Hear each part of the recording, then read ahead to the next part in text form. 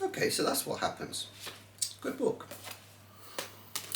What does the book The Alchemist and the antifungal drug Nystatin have in common?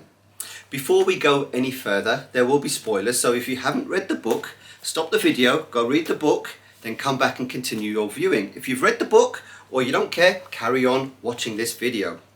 Now, in the book, The Alchemist, is the story of a young boy's search for treasure. The cursed treasure of Cortez himself. What's this got to do with Nystatin? Well, Nystatin is an antifungal, and much like other antifungals and antibacterials, it is bacterial in origin. Now, in the natural environment, fungi and bacteria live cheek by jowl, and they're competing for natural resources, and they develop chemical weapons to annihilate each other so they can get all those resources to themselves. We humans exploit this, and we purify those chemical weapons to produce antifungals and antibacterials. Now let's get back to the story of the discovery of Nystatin.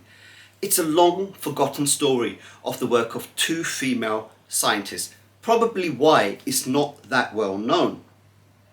Much like the work of Rosalind Franklin and the discovery of DNA.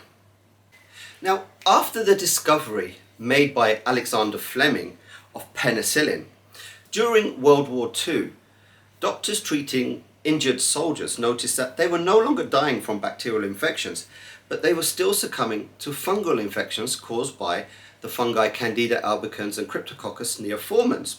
So Elizabeth Hazen was tasked by the Division of Laboratories and Research of the New York State Department of Health to find an antifungal.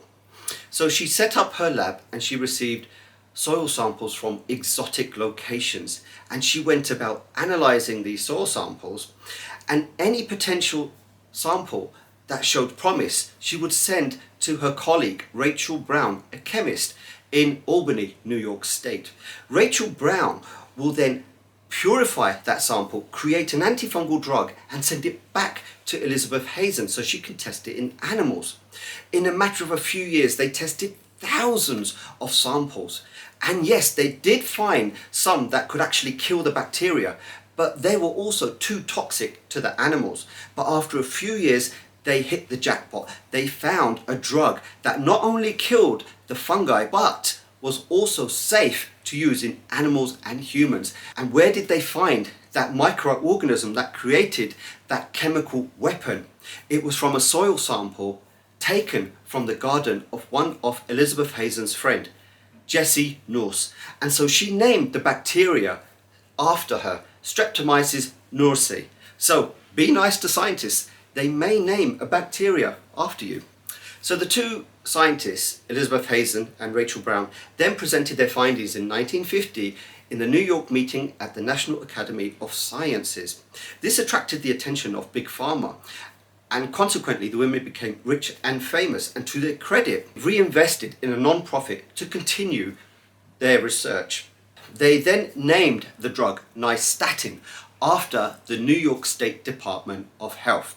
So much like the young boy Santiago in The Alchemist, who searched the whole world for treasure only to find it at home, the two researchers, Elizabeth Hazen and Rachel Brown, found their own pot of gold in their friend's backyard. There's no place like home. There's no place like home. Now, Nystatin is still widely used today, usually to treat oral thrush or oral candidiasis. Nystatin is still a popular drug today, with 573,043 items being dispensed in the UK in 2021 at a cost of £1,149,462.74.